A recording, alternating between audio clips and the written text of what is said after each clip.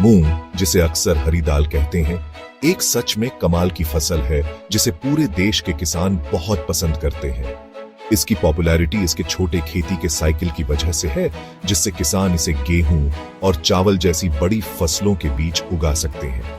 यह जल्दी से तैयार होने वाली फसल किसानों को प्राइमरी एग्रीकल्चरल कैलेंडर को डिस्टर्ब किए बिना इनकम का एक एक्स्ट्रा सोर्स देती है। इसके अलावा मूंग बहुत पौष्टिक होती है, प्रोटीन से भरपूर होती है और कई घरों में एक मेन फूड है, जिससे लोकल मार्केट में इसकी डिमांड लगातार बनी रहती है। यह उन किसानों के लिए एक बहुत रिलायबल और फायदेमंद ऑप्शन है जो पूरे साल अपनी जमीन की प्रोडक्टिविटी को मैक्सिमाइज करना चाहते हैं। मूंग की खेती का एक सबसे बड़ा फायदा मिट्टी की सेहत पर इसका पॉजिटिव असर है। एक लेग्यूमिनस फसल होने के नाते मूंग के पौधों में एटमॉस्फेरिक नाइट्रोजन को मिट्टी में फिक्स करने की एक अनोखी क्षमता होती है। यह नेचुरल प्रोसेस मिट्टी को और उपजाऊ बनाता है, जिससे उसी खेत में अगली फसलें और अच्छी उगती हैं। इससे महंगे केमिकल नाइट्रोजन फर्टिलाइजर की जरूरत कम हो जाती है, जिससे न केवल किसान का पैसा बचता है, बल्कि यह ज्यादा सस्टेनेबल और एनवायरमेंटली फ्रेंडली खेती के तरीकों में भी मदद करता है। मिट्टी को बेहतर बनाने वाली यह खासियत मूंग को मॉडर्न क्रॉप रोटेशन सिस्टम का एक जरूरी हिस्सा बनाती है। मूंग की वर्सटाइलिटी हर तरह के किसानों के लिए इसकी अपील को बढ़ाती है। इसे अलग अलग क्लाइमेट कंडीशन और मिट्टी के टाइप में रेतीली दोमट से लेकर चिकनी दोमट मिट्टी तक सफलतापूर्वक उगाया जा सकता है। इस एडेप्टेबिलिटी का मतलब है कि अलग अलग ज्योग्राफिकल रीजन्स में ज्यादा किसान इसकी खेती कर सकते हैं। इसके अलावा मूंग को धान या गन्ना जैसी दूसरी बड़ी फसलों की तुलना में कम पानी की जरूरत होती है, जिससे वह उन जगहों के लिए एक बढ़िया ऑप्शन है जहां मॉडरेट बारिश होती है या लिमिटेड इरिगेशन फैसिलिटीज है। यह रेसिलियंस इसे कई लोगों के लिए कम रिस्क वाला, ज्यादा प्रॉफिट वाला ऑप्शन बनाती है। छोटे और सीमांत किसानों के लिए मूंग की खेती आर्थिक तरक्की का एक सुनहरा मौका है। बीज और दूसरे इनपुट्स के लिए कम शुरुआती इन्वेस्टमेंट की जरूरत, फसल की कम ड्यूरेशन के साथ इसका मतलब है कि किसान अपने इन्वेस्टमेंट का रिटर्न बहुत तेजी से देख सकते हैं। लगातार मार्केट डिमांड रहता करती है कि फसल बेचने में शायद ही कभी कोई प्रॉब्लम आए। अपनी एग्रीकल्चरल एक्टिविटीज में मूंग की खेती को जोड़कर छोटे किसान अपने इनकम के सोर्सेज को डाइवर्सिफाई कर सकते हैं, अपने घर के न्यूट्रिशन को सुधार सकते हैं और अपने परिवारों के लिए एक बार में एक फसल के साथ एक ज्यादा फाइनेंशियली सिक्योर फ्यूचर बना सकते हैं। मूंग की अच्छी फसल पाने का सफर पहला बीज बोने से बहुत पहले शुरू हो जाता है।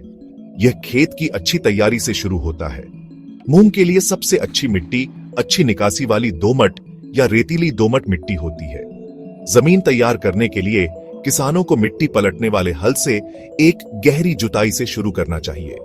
यह पहला कदम मिट्टी को खोलने और उसकी बनावट सुधारने में मदद करता है। इसके बाद बड़े मिट्टी के ढेलों को तोड़ने और एक बारीक चिकनी जुताई करने के लिए 2 से 3 बार क्रॉस हैरोइंग जरूरी है। खेत का सही लेवलिंग आखिरी जरूरी कदम है, क्योंकि यह पानी के बराबर डिस्ट्रीब्यूशन को सुनिश्चित करता है और पानी भरने से बचाता है। अच्छी पैदावार और अच्छी क्वालिटी का प्रोडक्ट पाने के लिए सही किस्म के बीज चुनना बहुत जरूरी है। किसानों को ऐसे बीज चुनने चाहिए जो सर्टिफाइड हों और पीले मोज़ेक वायरस और पाउडरी मिल्ड्यू जैसे आम रोगों के प्रति रेजिस्टेंट हों। पॉपुलर हाई यील्डिंग किस्मों में पूसा विशाल, SML 668 और IPM 23 शामिल हैं। साथ ही अन्य किस्में भी हैं जिनकी खास एग्रो क्लाइमेटिक जोन के लिए सिफारिश की जाती है। बुवाई से पहले बीजों को फंगिसाइड और राइजोबियम कल्चर से ट्रीट करना भी समझदारी है। फंगिसाइड छोटे पौधों को मिट्टी से होने वाले रोगों से बचाता है, जबकि राइजोबियम कल्चर पौधे की नेचुरल नाइट्रोजन फिक्सिंग क्षमताओं को बढ़ाता है। बुवाई का समय बहुत जरूरी है और यह ज्यादातर मौसम पर डिपेंड करता है। गर्मी की फसल के लिए बुवाई का आदर्श समय मार्च से अप्रैल तक है, रबी की फसल कटने के ठीक बाद। खरीफ के मौसम के लिए बुवाई मानसून की बारिश के शुरू होने के साथ की जानी चाहिए, आमतौर पर जून या जुलाई में। बुवाई का तरीका भी फसल की सफलता में एक जरूरी भूमिका निभाता है। सीड ड्रिल का उपयोग करके पंक्तियों में बीज बोना रेकमेंडेड प्रैक्टिस है। यह तरीका पौधों और पंक्तियों के बीच सही दूरी सुनिश्चित करता है, जो पर्याप्त धूप, हवा के सर्कुलेशन और निराई जैसे कुशल इंटरकल्चरल ऑपरेशंस के लिए जरूरी है। खेत में पौधों की संख्या को ऑप्टिमाइज करने के लिए सही बीज दर और दूरी जरूरी है। गर्मी की फसल के लिए लगभग 25 से 30 किलोग्राम प्रति हेक्टेयर की बीज दर आमतौर पर पर्याप्त होती है। खरीफ के मौसम के लिए 20 से 25 किलोग्राम प्रति हेक्टेयर की थोड़ी कम बीज दर की सिफारिश की जाती है। बीजों को लगभग 4 से 5 सेंटीमीटर की गहराई पर बोना चाहिए। रेकमेंडेड दूरी यह है कि पंक्तियों के बीच 30 सेंटीमीटर और एक पंक्ति के भीतर अलग अलग पौधों के बीच लगभग 10 सेंटीमीटर की दूरी बनाए रखी जाए। यह सिस्टमैटिक अप्रोच यह सुनिश्चित करता है कि हर पौधे को संसाधनों के लिए कंपटीशन किए बिना बढ़ने और पनपने के लिए पर्याप्त जगह मिले। मूंग की फसल के स्वस्थ विकास के लिए पानी का सही मैनेजमेंट बहुत जरूरी है, खासकर इसीलिए क्योंकि इसे अक्सर गर्मी के महीनों में उगाया जाता है। पहली सिंचाई बुवाई के लगभग 20 से 25 दिन बाद, जो आमतौर पर फूल आने से पहले का स्टेज होता है, देनी चाहिए। बाद की सिंचाई महत्वपूर्ण विकास चरणों में देनी चाहिए, जैसे फूल आने और फली भरने के स्टेज पर। ज्यादा पानी देने के बजाय हल्की और बार बार सिंचाई करना जरूरी है। ज्यादा सिंचाई से जलभराव हो सकता है, जिससे जड़ सड़न और दूसरी बीमारियां हो सकती हैं। कुल मिलाकर फसल को मिट्टी के प्रकार और मौसम की स्थिति के आधार पर 3 से 4 सिंचाई की जरूरत हो सकती है। अच्छी फसल सुनिश्चित करने के लिए सही पोषक तत्व देना जरूरी है। मूंग दालें होने के कारण अपनी नाइट्रोजन खुद फिक्स कर सकती है, लेकिन फिर भी उन्हें पोषक तत्वों की शुरुआती खुराक से फायदा होता है। अंतिम भूमि की तैयारी के समय किसानों को उर्वरकों की संतुलित खुराक देनी चाहिए। एक सामान्य सिफारिश है कि प्रति हेक्टेयर लगभग 20 किलोग्राम नाइट्रोजन, 40 से 50 किलोग्राम फास्फोरस और 20 किलोग्राम पोटाश डालें। जो किसान ऑर्गेनिक तरीकों को पसंद करते हैं, उनके लिए बुवाई से पहले अच्छी तरह से सड़ी हुई गोबर की खाद या वर्मी कंपोस्ट का उपयोग एक बेहतरीन विकल्प है, जो मिट्टी को सभी जरूरी पोषक तत्वों से भर देता है। खरपतवार नियंत्रण मूंग की खेती में एक महत्वपूर्ण ऑपरेशन है, क्योंकि खरपतवार धूप, पानी और पोषक तत्वों के लिए फसल के साथ कंपटीशन करते हैं, जिससे अंतिम उपज कम हो जाती है।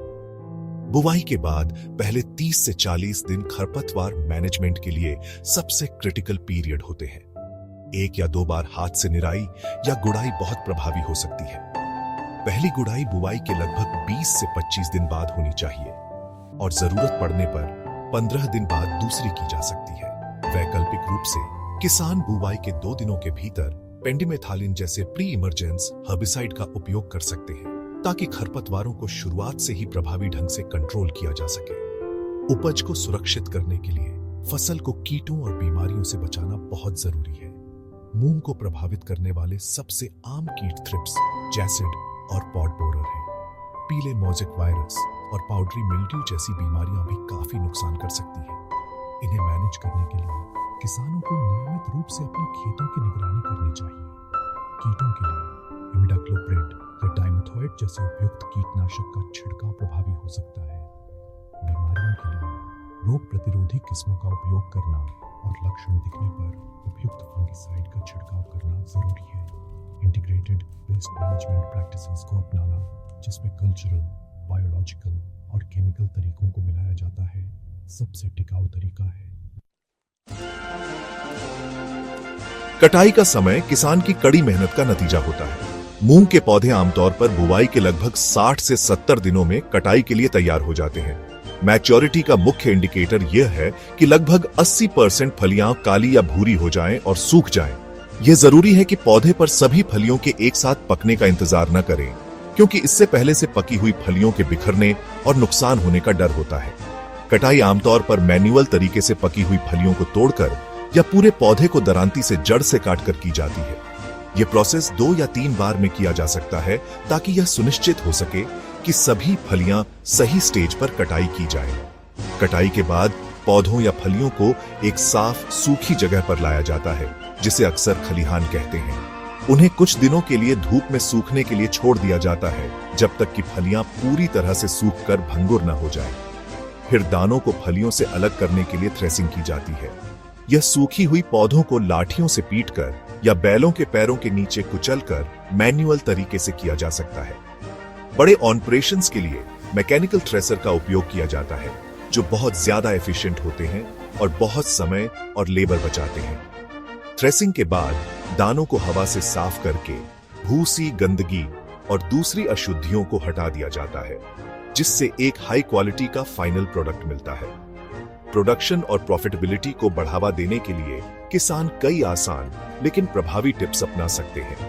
हाई यील्डिंग, रोग प्रतिरोधी किस्मों के सर्टिफाइड बीजों का उपयोग पहला कदम है। सही समय पर बुवाई, रेकमेंडेड पौधों की दूरी बनाए रखना और संतुलित पोषण सुनिश्चित करना भी जरूरी है। ड्रिप या स्प्रिंकलर इरिगेशन के माध्यम से एफिशिएंट जल प्रबंधन लागू करने से पानी बचाया जा सकता है और उपज में सुधार किया जा सकता है। इसके अलावा खरपतवारों, कीटों और बीमारियों का प्रभावी और समय पर नियंत्रण महत्वपूर्ण नुकसान को रोक सकता है। कटाई के बाद दानों को साफ, सूखे और एयरटाइट कंटेनरों में सही तरीके से सुखाना और स्टोर करना स्टोरेज कीटों और नमी के नुकसान से बचाने के लिए जरूरी है। छोटे किसानों के लिए मूंग की खेती बहुत फायदेमंद हो सकती है। मूंग की औसत उपज प्रति हेक्टेयर 10 से 12 क्विंटल तक हो सकती है और अच्छे मैनेजमेंट के साथ यह और भी ज्यादा हो सकती है। मुनाफे को मैक्सिमाइज करने के लिए किसानों को अपनी उपज तब बेचनी चाहिए जब मार्केट की कीमतें अच्छी हों। सीधे लोकल मंडी में बेचना या थोक में बेचने के लिए किसान सहकारी समितियां बनाना बिचौलियों को खत्म करके बेहतर कीमतें दिला सकता है। कम इन्वेस्टमेंट, कम ड्यूरेशन, मिट्टी के स्वास्थ्य के फायदे और लगातार डिमांड मूंग की खेती को छोटे किसानों के लिए एक बेहतरीन उद्यम बनाती है, जिससे उन्हें एक सस्टेनेबल इनकम मिलती है और उनकी कुल समृद्धि में योगदान होता है।